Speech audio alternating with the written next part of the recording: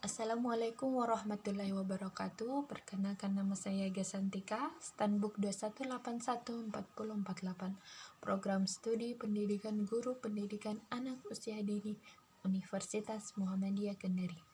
Baiklah, video kali ini saya akan menjelaskan laporan observasi saya. Laporan observasi saya terbagi atas 3 bab. Yang pertama, bab 1 pendahuluan. Bagian A, latar belakang. Latar belakang di sini menjelaskan tentang observasi dan objek yang diamati sama, namun hasil observasi akan berbeda tergantung pelaksanaan dan pengetahuan dari objek observasi tersebut.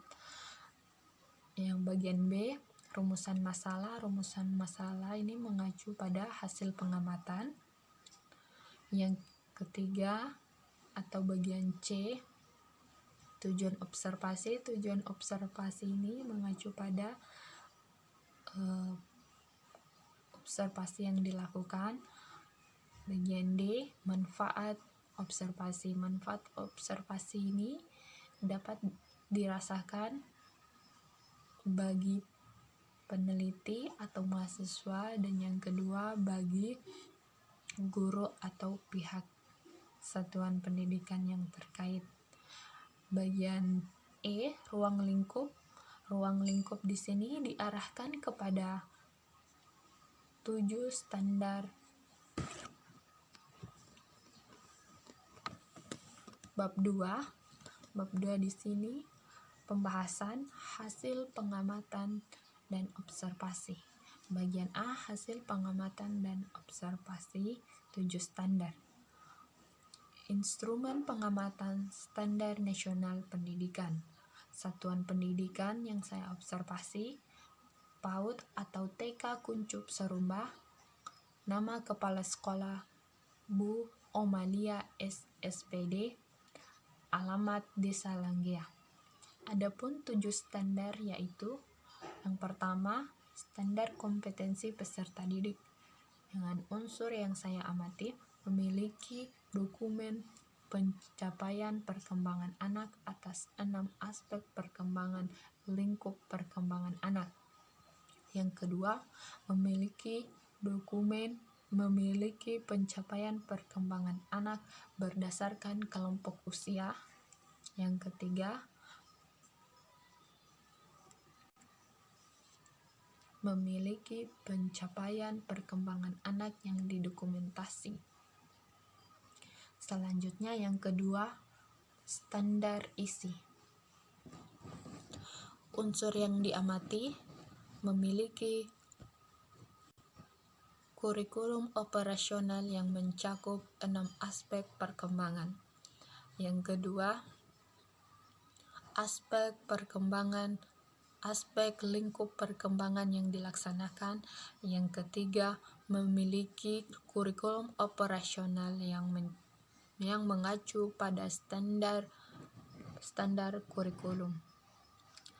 Yang keempat, frekuensi peninjauan kurikulum operasional tersebut dilakukan selama 1 tahun sekali, memberikan layanan berdasarkan kelompok usia anak. Selanjutnya, jumlah menit waktu yang efektif per hari yang dialokasikan menurut layanan kelompok anak usia dini. Rasio antara pendidikan dan peserta didik sesuai dengan layanan menurut kelompok usia. Terus memiliki kalender pendidikan. Dan yang ketiga, standar proses. Standar proses, unsur yang saya amati ada muatan rencana kegiatan semesteran, muatan rencana kegiatan mingguan, muatan rencana kegiatan harian, dan pembelajaran menciptakan suasana bermain. Kegiatan pembelajaran yang dilaksanakan pelaksanaan penilaian proses dan hasil pembelajaran yang dilakukan, melaksanakan proses pembelajaran dengan teknik. Terus yang keempat, standar penilaian. Unsur yang saya amati, muatan, panduan penilaian, teknik pelaksanaan penilaian, frekuensi pelaporan, penyampaian laporan hasil penilaian kepada orang tua peserta didik. Yang kelima, standar sumber daya manusia. Tenaga pendidik di TK Kuncup Sorumba berjumlah 6 orang. Jumlah non PNS 6 orang, semuanya berijazah S1. Yang kedua, tenaga pendidik berjumlah 5 orang, jumlah non PNS 5 orang, jumlah yang berijazah S1 5 orang. Selanjutnya, standar sarana dan prasarana. Memiliki sarana pendidikan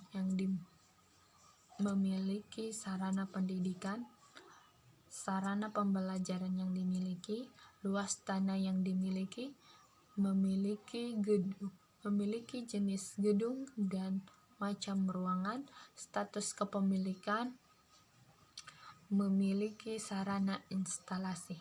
Dan yang keenam, standar pengelolaan. Unsur yang diamati, visi, misi, dan tujuan,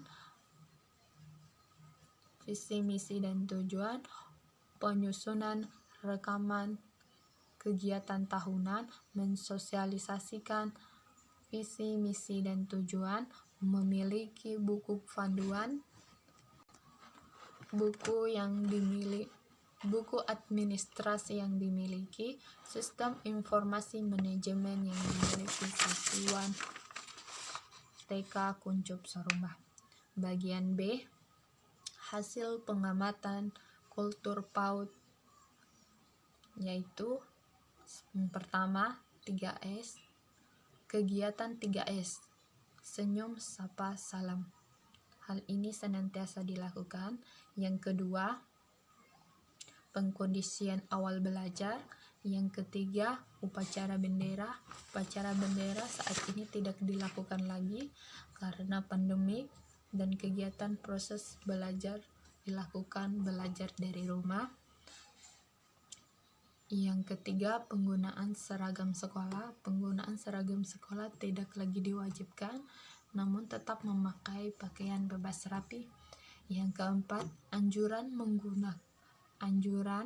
menjaga kebersihan, anjuran menjaga ketenangan, anjuran memanfaatkan waktu,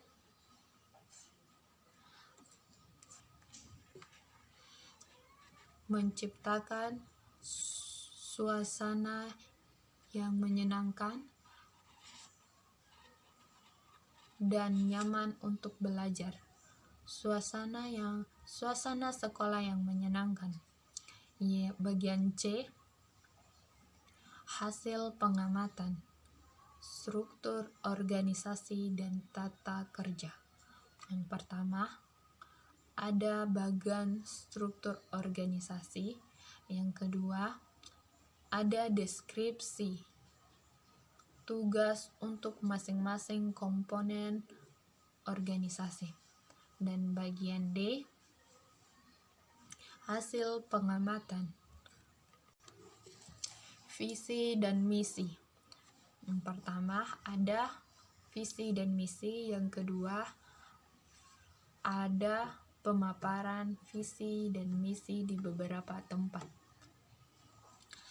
Dan bagian E,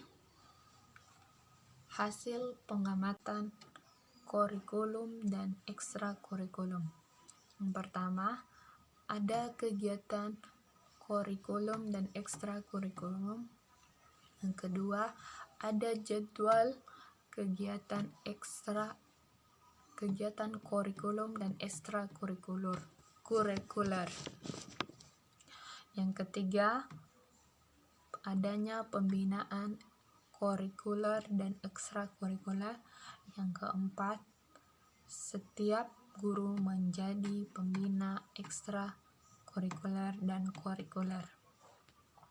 Yang kelima, TK Kuncup Sorumbat tidak mewajibkan setiap peserta didik mengikuti kurikuler dan ekstrakurikuler.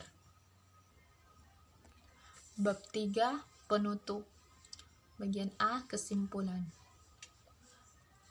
Kegiatan PLP salah satu langkah sekolah tinggi untuk menyiapkan pendidik menjadi pendidik yang berkualitas, mandiri, tanggung jawab, dan berkompeten.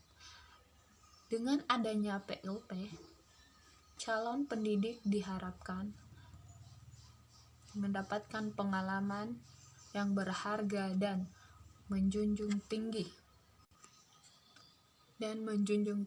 profesionalisme guru, serta mampu bersaing kemajuan dunia pendidikan. Saran: pelaksanaan PLP berjalan dengan baik, tetapi tidak sepenuhnya sempurna karena masih banyak kekurangan yang sangat perlu diperhatikan. Oleh karena itu, saya pribadi perlu beberapa masukan, perhatian, dan tindak lanjut. Demikianlah video saya kali ini. Assalamualaikum warahmatullahi wabarakatuh.